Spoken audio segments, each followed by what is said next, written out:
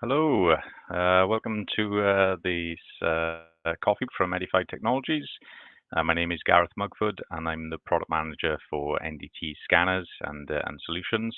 And today I'd like to talk to you about some corrosion mapping and reducing the risk. It's well known and documented that corrosion and erosion are universal integrity threats across many industry sectors. And of course, we deploy many inspection methods for the reduction in wall thickness to help asset managers calculate corrosion rates, plan maintenance, and most importantly, prevent potential loss of life and containment, which will have a significant impact.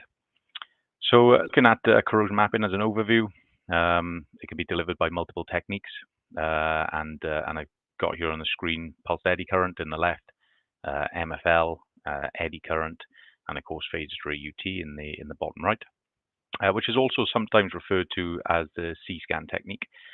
All of these are non-intrusive methods, and all can be deployed on stream. And predominantly when these are deployed to map the sort of corrosion, we can baseline. So when we're baselining, we're collecting the data maybe on new components to benchmark for future changes. Looking at integrity threats specifically, either sort of targeted areas or opportunistic inspections, and then monitoring any indications that are found. It's really important then when we consider choosing the right method. So choosing the right method can depend on a number of factors. May require, just fast screening, followed up by high resolution quantitative data sets, and things that can affect this, or your sort of technique selection, is the access, the egress, environmental settings, etc. And really, I've tried to list at the bottom some key factors when choosing that technique or writing the inspection plan, like the required output, which could be determined by the product that is inside, history, the damage mechanisms, the material type, whether there's coatings and coverings. For example, the image in the top left there showing an insulated or lagged pipe. And when we consider the sort of the damage mechanism, of course, it can be corrosion, erosion, corrosion, or corrosion. So with the various types of those sort of damage mechanisms, it can determine the minimum sizable diameter of the floor or the remaining wall thickness. So it's really important to choose the right technique for the expected output requirements. So specifically on corrosion, it's more of a sort of a chemical change, and then erosion, more of a physical change. And an example of that, which you probably would have learned in school, is the flow like on a river. So more commonly associated with corrosion mapping is the UTPA method, due to the quantitative nature of the results, and looking to achieve this C-scan, which I'm showing on the screen now. And the C-scan is an easy to interpret picture, which provides multiple data points, and the data points are a representation, a color representation of the thickness. So it's very easy to identify when there's pitting or all types of corrosion and erosion. And of course, they're supplemented then by other views, such like the cross-sectional views, which will help then determining the type of defect, the shape, the size of it. And for the method, this can be deployed by a range of scanners, whether it's automated or semi-automated, manually deployed, even live. And of course, we've got a range then of stretching from phased array through to UT for full corrosion maps or just single line scans, really depending again what the output requirements are. So one size fits all. It's never the case, unfortunately. Often everyone is seeking that magic inspection technique that can suit all scenarios, all material types, etc. Under the sort of phased array UT umbrella, I've shown a few examples here: local immersion phased array, dual linear array, which is predominantly you'd see that probe used for like weld inspection or with a 0-degree wedge for TFM, FMC, maybe more specifically for HDHA or high resolution scanning of targeted areas. Dry coupled UT, this probe is positioned on one of our portable automated systems for single line scans. Then we consider conventional UT for automated deployment, a single crystal and a twin crystal approach. And then we've also got application specific, like sort of probe options, which have been designed specifically for a particular damage mechanism, etc. So all of these are options, and later on in the presentation, I'll explain to you how we try to package those to make them into application-specific solution kits, so that it's easier for you and your customers to understand what fits that scenario best.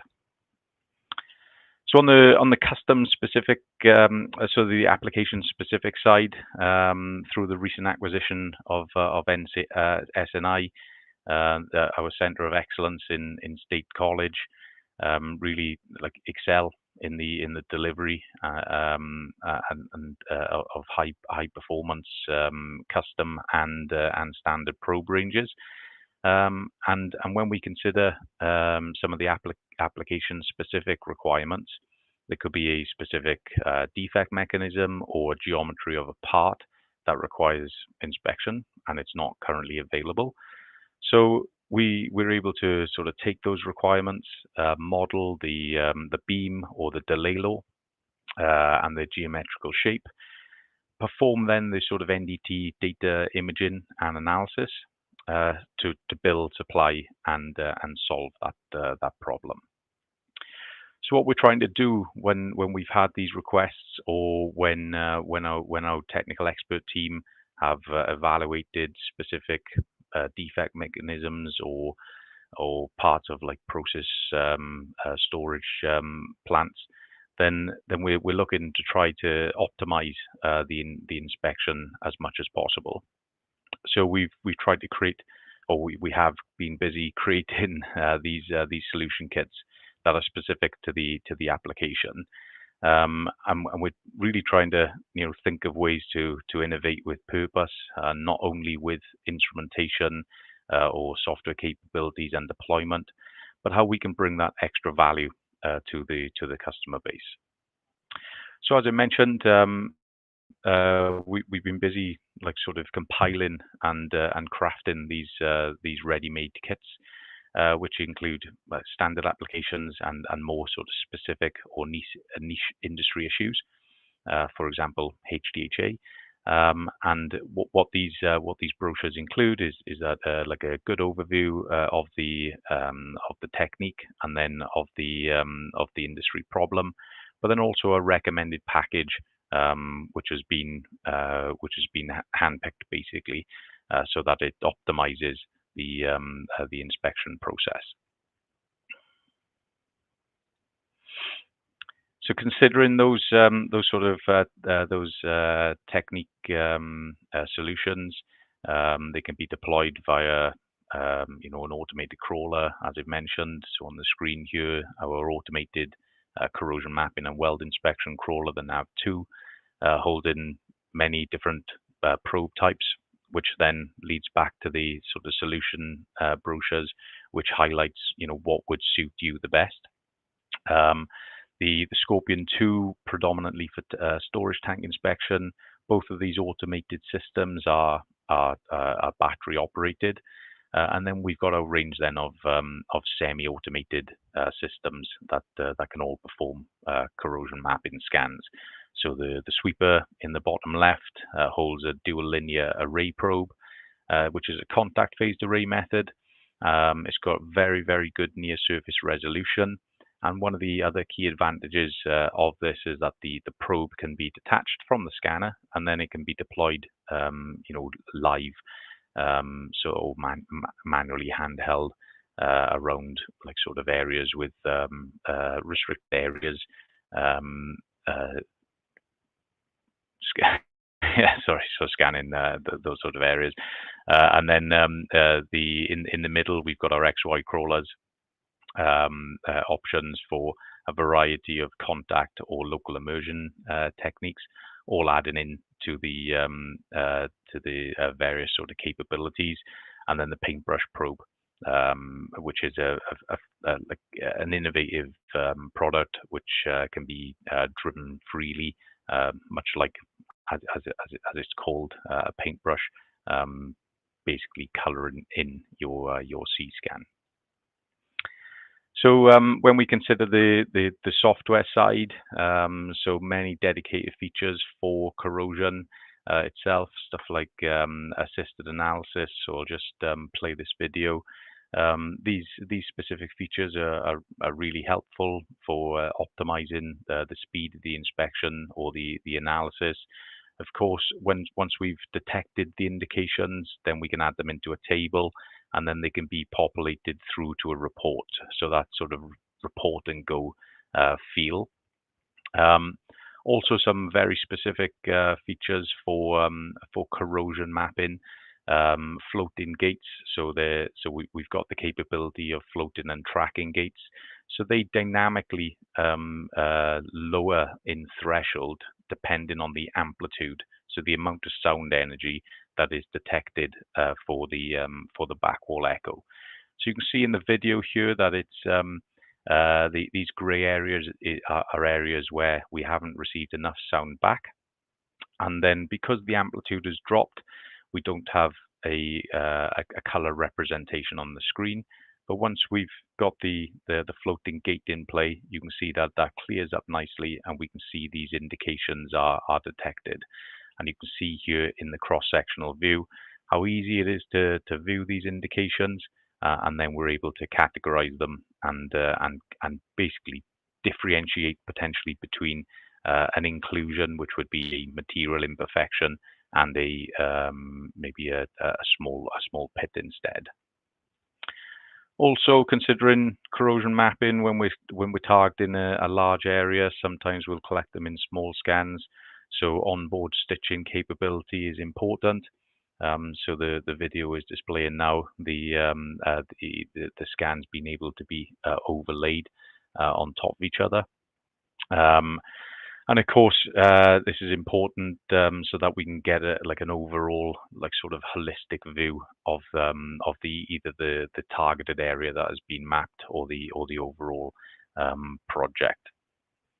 And then in the bottom, on the bottom left, an example of some of the pit-in scenarios. So specifically with phased array, very, very good probability, high probability of detection, high accuracy.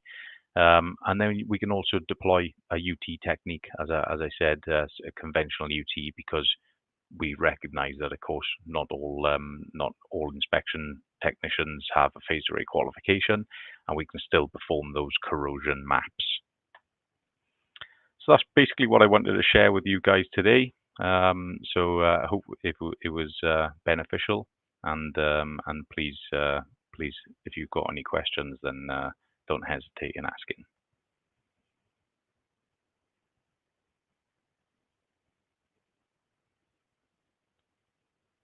So different industries. So for example, on an automated system, you could use it in the mining industry for storage tanks, whereas also maybe used in the oil and gas industry, pipelines in multiple industries as well.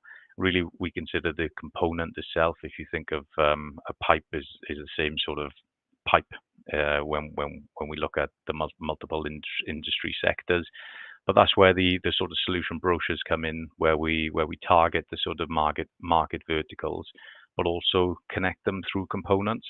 So if there was a specific like recommended kit for a specific market, then we're going to have an example there for you, so that it really it takes away the onus on the user or the inspection group to perform some of their own internal case studies, which was something that I would have done previously in a service company, and then we're trying to do that work for you.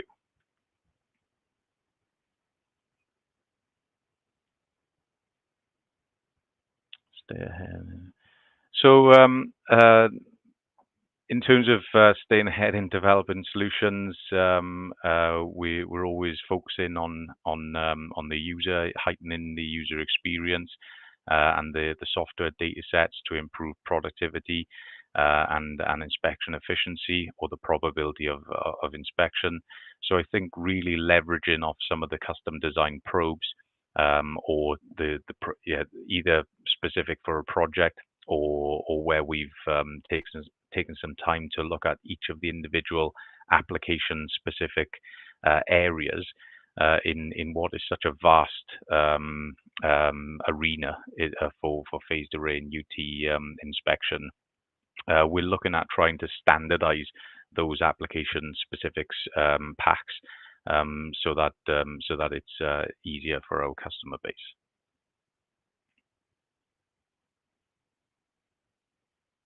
Well, thank you very much for your time. If you do have any further questions, please leave it in the comments, and of course myself or one of the team will get back to you. Plenty of information on the website also. Thank you very much for your time. Enjoy your day.